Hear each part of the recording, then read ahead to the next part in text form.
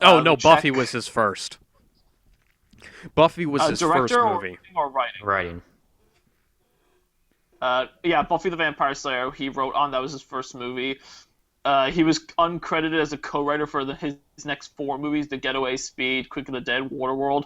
He wrote Toy Story. Wait, he Yep, wrote and then Waterworld? He was a co-writer. He was a yeah, co-writer on Waterworld. Joss that's freaking Whedon? Yeah, and Quick and the Dead, and Speed, and The Getaway. He's a writer on Toy Story. He was a he worked on the treatment for X-Men. He was a writer for the Disney's Atlantis. Look, say what you want about Disney's Atlantis. I liked it's not it. as bad. I like Atlantis. Not as bad. It's not as bad as everyone makes it out to be. It's an okay movie. Yeah. But Yeah, Joss rewrote it in '97. It was one of it. It was one of his first. It wasn't his first, but it yeah, was there. Joss Whedon wrote Alien Resurrection, and if you watch Firefly, you can tell that the crew. I'm gonna go What's ahead that? and What's that background noise? What it was was that? coming from Zach's end, and I went ahead and I muted his microphone, because of it. Okay, well, what were you saying before? Uh, yeah, if you watch Firefly and then watch Alien Resurrection, you can tell that he essentially reused the the crew of the Betty as the crew of the Serenity and Firefly. Huh. The, Let's move on to one of the Isolation. things I really liked about Alien Resurrection was, well, for one thing, and there was Ron Perlman. Well, that's always a plus. Yeah, that's always a plus. Can't hate him. No, he's Also, great. who played the android? Who played Call? Winona Ryder. Winona Ryder actually looks like a android? grown. Yeah, she played Call in Alien Resurrection. Did you notice that It's she looks confusing, like her Newt? character, really. Did you notice she looks a lot like Newt from Aliens? I don't remember. But Well, here's the I thing. think we should move on to Isolation now. Yeah, Alien Isolation serves as the direct sequel to Alien. It Yeah, it takes place about Yeah. 15 years after I Yeah, think it- Sigourney Weaver's daughter goes yeah, it looking follows Amanda Ripley, and she goes to the Sevastopol space station to grab the black box of the oh, what was for her. it? What was the The whole game really looks like an homage to. I haven't played it. It basically looks like a complete homage to Ridley Scott's original movie. It is. It so very much is. The Pretty thing much is, yeah. they this game was in development, and while Aliens Colonial Marines was, and you can tell that Creative Assembly is the ones who are the guys who should have been making all of the Aliens games, because I'd love to see them create a first-person shooter type in the style of Colonial Marines, but Yeah. actually scary and better. yeah, go back, I'd like to- remake Colonial Marines. I'd like to see, because I think Colonial Marines was meant to be like Cameron's movie, so I'd like to see what they would do as an interpretation of Cameron's film in a video game. Yeah, that'd be nice. Yeah, and I did you notice IGN gave this IGN and GameSpot they gave this like a 5.9 and 6 out of 10 because it's too hard. Isolation. Yeah, they said it was too hard and frustrating. Jesus It's an Christ. indestructible alien chasing after you that can rip you apart, and a bunch of crazy faceless robots who can kill you when you're not a trained, hardened soldier. I'm pretty sure Yeah. that's the way it's supposed to be. It's in real survival life as horror. well. It's survival horror. I gave it a perfect score. I played it on hard. I gave it a perfect score. It was one of my top 5 games of 2014. So, I liked it. I liked it a haven't lot. played it. I do want to play it though because it looks like it genuinely captures the feeling of the Alien franchise. The Xbox 360 version actually has really good graphics. It's got, you can barely tell the difference between the, there's like a little bit of, the anti-aliasing and some active lighting changes. But, if you're not not specifically, crouching down on the floor and trying to eyeball the textures, there's not really much visible difference. Well, that's the case with most of the consoles. I mean, I have a PS4, so I wouldn't know. So, but anyways, that's Alien Isolation. Let's talk Yeah. about another franchise now. What about Actually, Predator?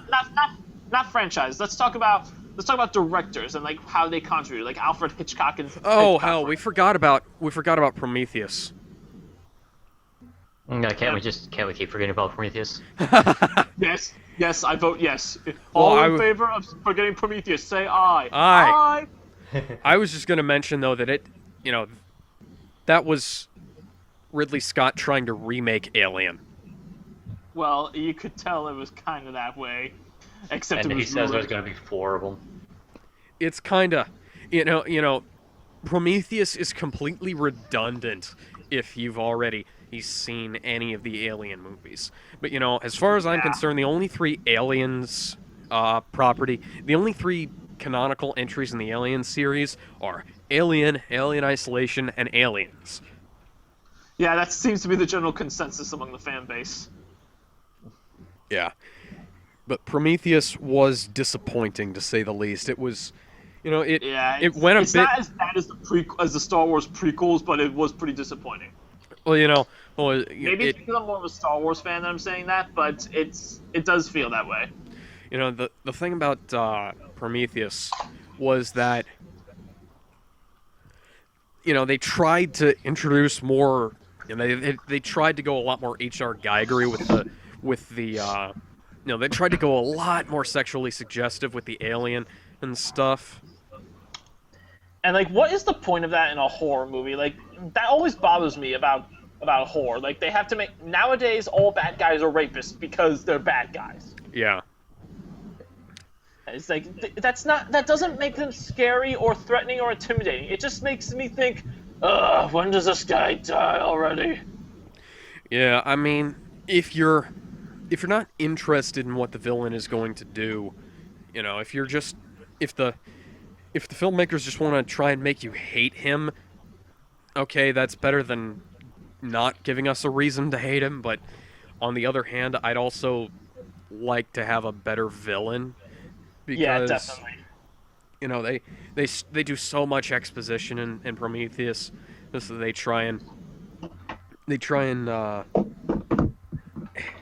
Did you notice that they ripped off Dark Souls? They did? In what? They have they touch not exactly a blood stain, but they touch So who's something.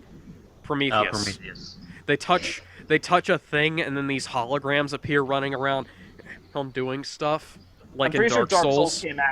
I'm pretty sure Dark Souls came after Prometheus. Dark Souls has been around forever.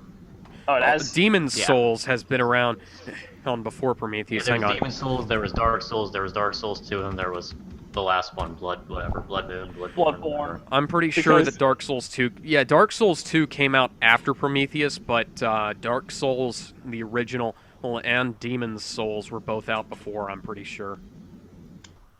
Okay.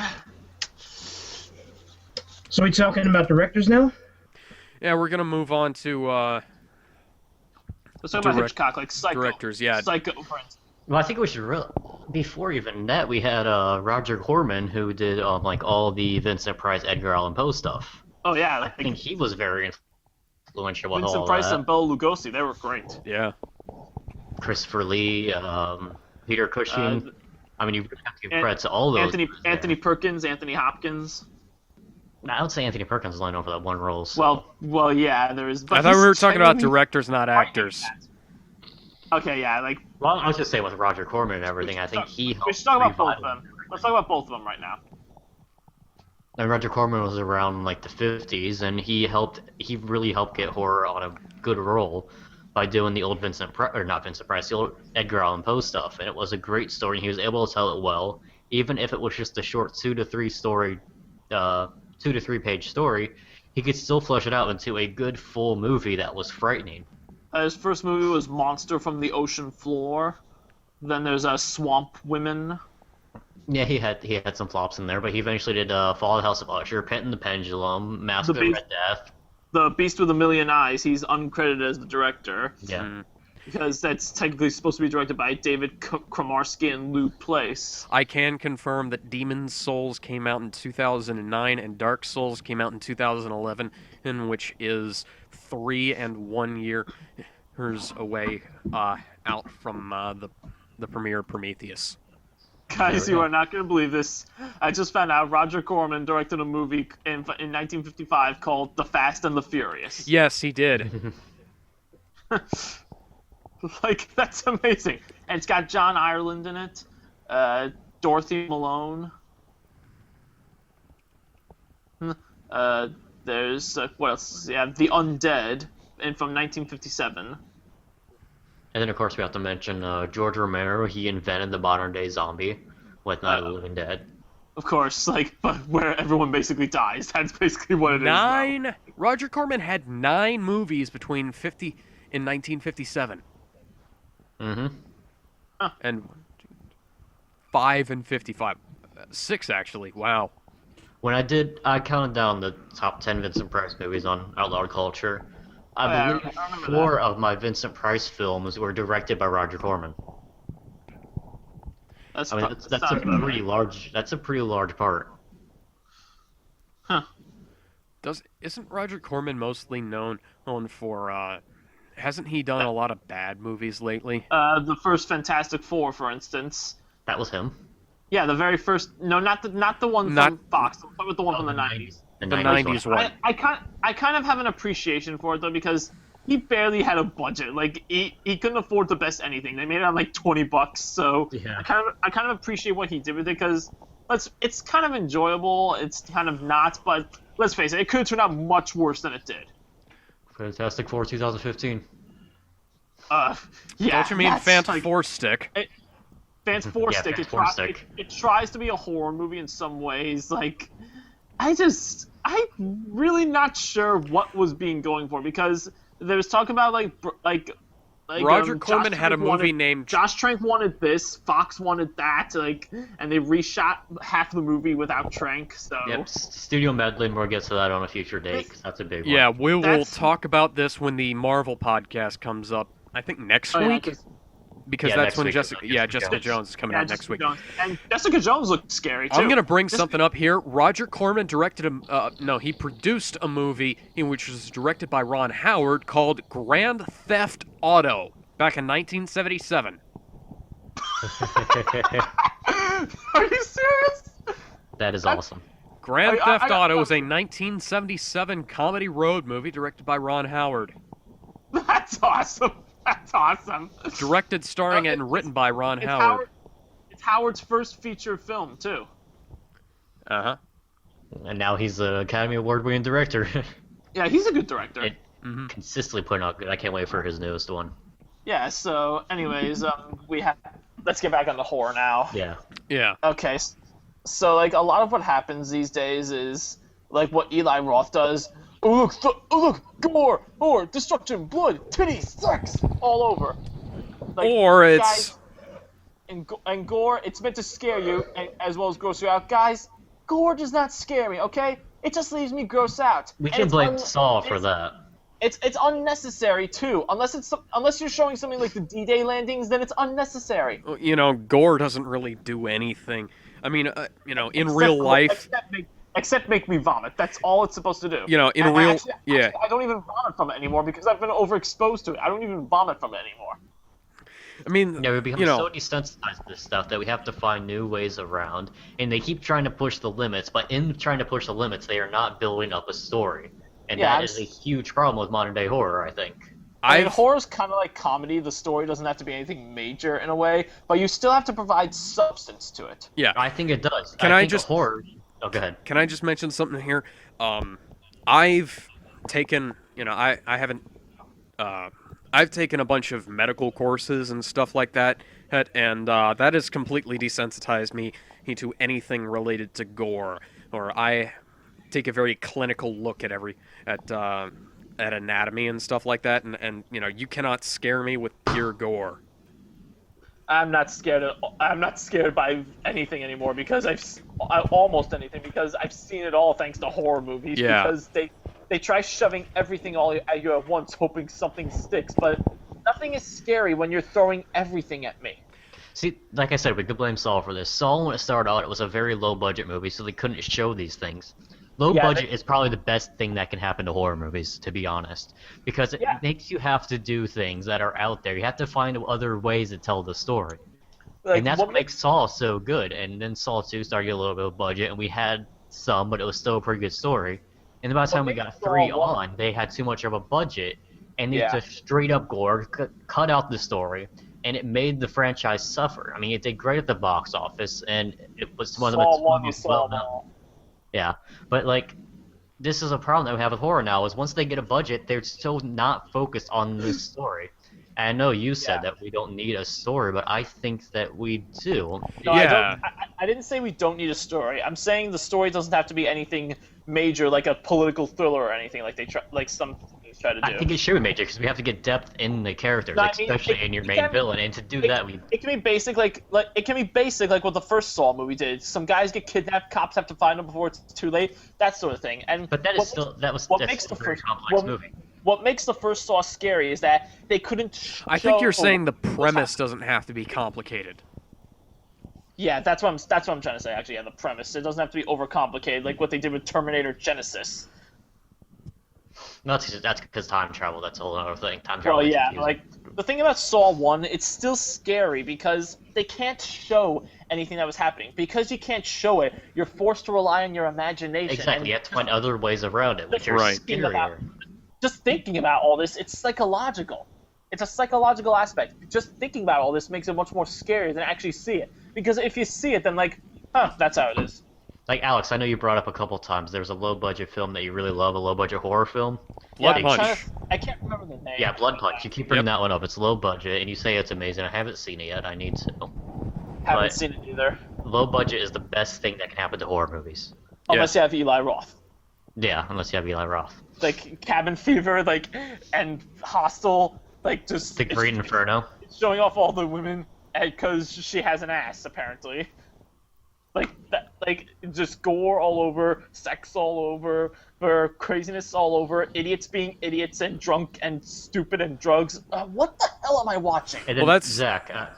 I wanted to address something Zach said earlier. We kind of spoke over him, and then never got brought up again. Zach, you brought up that we're having a new renaissance of horror movies. You brought up The Babadook and It Follows, right? Yes. I mean, these are 2 very good horror movies, but I wouldn't consider that much of a renaissance. I mean, it's 2 very good movies that I think are a step in the right direction. But the problem is we don't have enough people taking that step, and I think that's our biggest problem. Is we don't have people that are trying to keep making these movies like that. It's too soon to tell right now. I mean, Da Vinci and Machiavelli aren't the only things that created the Italian Renaissance. They could be the start. Yeah, they could be the start of a renaissance, but right now we're not seeing it. I mean, what horror movies came out this year that you guys can think of? Blood Punch. It Falls came out this year, which is good. Blood Punch, Crimson Peak, The Gallows. Crimson Peak was not a horror movie. I wouldn't know. I didn't see it. I saw it. I reviewed it. It is not a horror movie. Guillermo del Toro was awesome. Guillermo del Toro was awesome.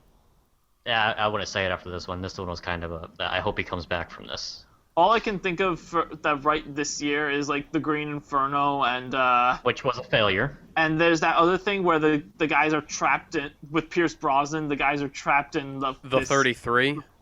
No, not that. Not that. No, not that one. That's not a horror movie. Brosnan's not in that. That's a drama. Oh, you mean that one with Owen Wilson? That one? Yeah, that's what I'm thinking of. That's a terrible and racist film. No Escape. That's not even a horror movie either. That's more of a drama. That's a racist film. How is it racist? There's a bunch of guys trapped in a foreign country. I didn't see it. I can't say anything about it. They don't name the country. It's basically just Southeast Asia, and apparently these people are acting like a force of nature. Just because they're the mob mentality, they suddenly know how to work a helicopter and a tank. It's a racist film. I wouldn't call it racist. It's just that's pushing the definition of the word racism. I haven't seen it. It's convoluted, really, because these guys, they're. I mean, it sounds like it ripped off. American Embassy. It sounds like it ripped off Resident Evil. Resident Yeah, Evil they're working 4. at the American embassy. Some coup d'etat rebellion thing happens. They have to escape before they're killed for being American, which happens in a lot of places, I might add. A lot of people get killed just for being American or European in a lot of places. They suddenly they meet Pierce Brosnan. They're suddenly military experts because they are. Isn't Pierce Brosnan barely in the movie? That's what I've heard. But the problem is that's another thing with Brosnan though. He's struggling to find an identity after James Bond. I mean, The November Man, for instance, that was his best shot, and it's underperformed at the box office from what I heard. Can I just stop you right there? Yeah. That everything you just described there sounds like it was copied blow for blow from Resident Evil 4 and 5. I've played a little bit of Resident Evil 4, but it's been years since I did, so I mean, minus the whole evil cult thing. Well, yeah, there was racism accusations against Resident Evil 5, for instance, but, look, it's not racist, okay? I highly doubt the people... Capcom is not racist, they're just idiots, and also, it's set in Africa. Who do you think is...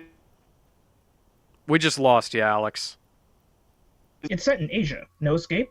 I was talking about Resident Evil 5. Oh, I apologize. But, I'll change the word from racist to just stereotypical. Well, it's uninformed, and they're just idiots, really. I don't think they're racist. It's a very sensitive topic. Like, racism gets thrown around these days because whenever anyone who's a different ethnicity is thrown in there, when really, it's not racist, it's just misinformation, really. Well, as a South Asian, I would say that it's racist against who we are. Oh, you're Southeast Asian? Filipino. American. Oh. Actually, there was a couple of people back in my high school like that. Anyways, I thought that was a Benghazi movie when I saw the trailers. No Escape? Yeah. No. That's Michael Bay's 13 Hours, and it's going to ruin up Benghazi more than Hillary Clinton and Obama have. Like, we have family friends. Politics. Let's not get into that. Yeah. Sorry. Can I just say about No Escape as well is that there is a clear disrespect towards this region simply because they didn't name the country. I mean, if it was a European country, we've done it so many times with Genovia and Arendelle and so on. Resident Evil 4 was set in a... Resident Evil 4 had a similar premise, and it was set in a nondescript European country where they spoke Spanish. No, it was set in Spain. And we make up countries all the time that we just... Yeah, they said... I mean, for No Escape, I guess they were trying not to offend anyone, which is why they left the place unnamed. It's probably a fictional nation as far as I'm concerned. The thing is, it's better to... They never showed a flag, so I'm assuming it's a fictional nation. Yeah, I say either leave it unnamed or, just... Because making up a country name is almost worse than using an actual country, because... That's why when you see Unless most it's a European video games now, they don't use an actual country, they use organizations or something like that, because right. They don't want to offend anybody. I hate when movies, TVs, and comics and all the time, they just make up names, they just make up countries, or they leave them unnamed, because maybe this is me being a history fan, but it seems like they're just uninformed about anything that actually happens in these places. And they're not taking into account anything because they're too lazy to do actual research. Or they don't have anything near the guts they used to have. Anyway, we're way off topic here. Yeah. Well, yeah. But that's the thing, is that I think horror has lost its spine. Like World War Z, for instance, with Brad Pitt. That is not a World War Z. That is not a World War Z movie. That is a movie with Brad Pitt running around from zombies. That is not World War Z. I've read the book World War Z. It is nothing like the book. It is absolutely nothing. It doesn't share anything besides the title. It's not the worst thing in the world. I'll give it that much. It's average at best. But like World War, it takes nothing into account from the book. None of the political subtext behind it. None of how these people react towards each other. Like none of the different. Yeah, World War Z is a very smart written book. It goes everything from politics to psychological. It really gets in depth of what would happen during a zombie apocalypse. And the movie itself has absolutely none of that. It is a generic movie where you just run away from zombies, which, might I add, are fast zombies, which Max Brooks absolutely hates. He has said several times he hates fast zombies, and then when his movie comes along, he allows them to use fast zombies. Can I? And there's five Inception bongs because of course there are. Originally there was a script written that Max Brooks himself actually liked, but when Brad Pitt's company took it over, they rewrote the entire thing. There's enough material in World War Z for multiple movies to be made. Can I bring something up here? Sure.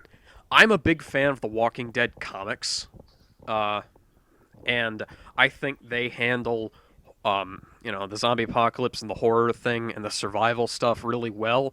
But I haven't actually watched the TV series, and I kind of think that they don't have the same kind of balls that the comics have because, okay, who here watches The Walking Dead?